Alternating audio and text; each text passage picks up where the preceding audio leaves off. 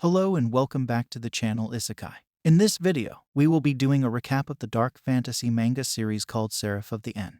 But before we get to the storyline, I would like to wish you all a great day. This series is about a man-made virus which caused the Earth to come to an end, ravaging the entire world's population and leaving only children under the age of 13 unaffected.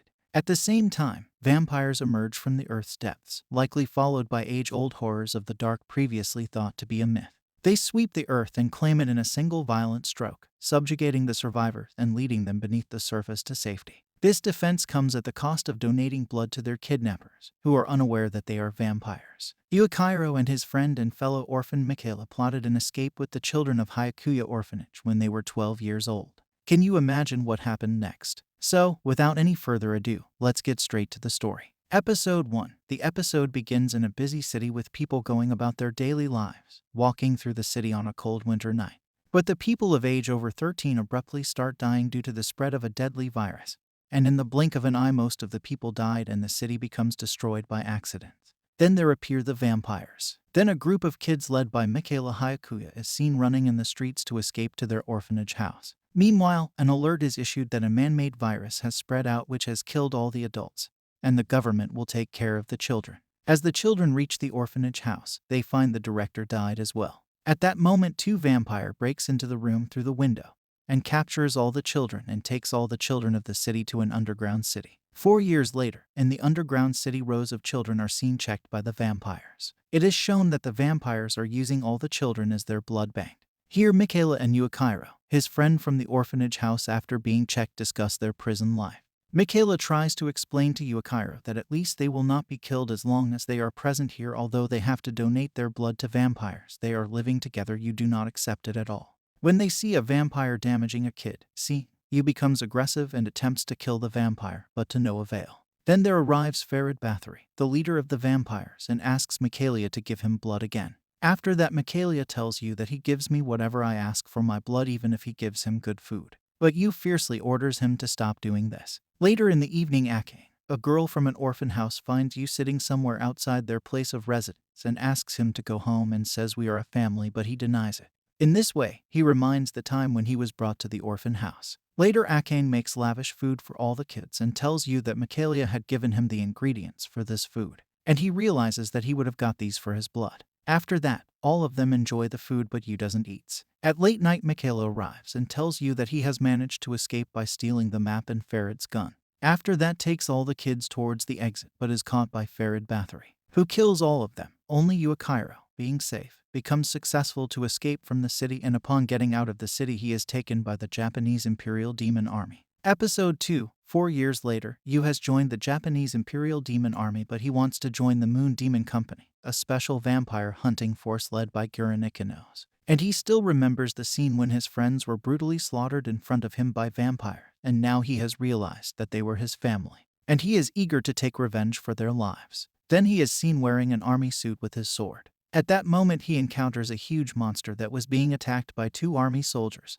but they were not skillful enough to defeat the monster. Then Yu gets in the fight, but the soldiers stop him, saying that he is a kid and he has to leave now. He replies that he only lives to take revenge against the vampire, and after saying it, he cuts the monster in a single attack. Afterwards, Yu is seen sitting in a classroom while remembering the scene when he is found by the Imperial Demon Army, and he is scolded by the teacher for his absent-mindedness in the class. But he only wants to get rid of the school and join the Moon Demon Company. He is advised to stop creating a disturbance in the class. Shinoa Haragi, the captain Japanese Imperial Demon Army member, otherwise his joining the company would be suspended. Moreover, she advises her to make a friend in case he wants to hurry in joining.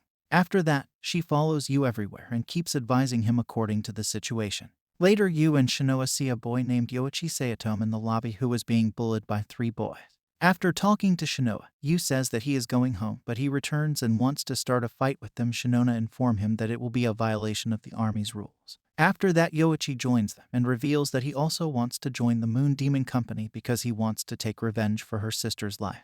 Meanwhile, an alert is issued that a vampire has entered the school after escaping from the testing laboratories. All the students are taken out of the school, but Yu decides to kill the vampire. He rushes to his locker and takes his sword and gun, and finds the vampire girl in a classroom. He attacks her, but she is pretty fast. Yu somehow manages to cut her hand, but she attaches her hand again and gets it retrieved, so she was retrieving from all the damage by drinking a student's blood. Then Yoichi comes and pushes her, but she lands a final hit on him, but he is defended by Yu.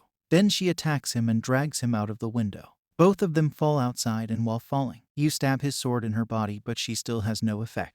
Then she is killed by Guren with a cursed weapon, after which Yoichi jumps on him to hug, but he falls and gets unconscious. Later at the hospital, Shana tells both of them that they are selected for the Moon Demon Company. Episode 3. 3 boys from the school go to a restricted area in the school, while a boy, Yuji, enters one of the most restricted chambers there. Afterwards, a girl student comes to Yu and parasites him for his bravery, and it seems like he got famous for defeating a vampire. She gives a love letter and goes away. Shinoa notices this and comes to Yu and taunts him for that and tells him that his virginity is just evil, as the human population by the virus has shrunk, so the Imperial Company wants to regain the population and retrieve the planet.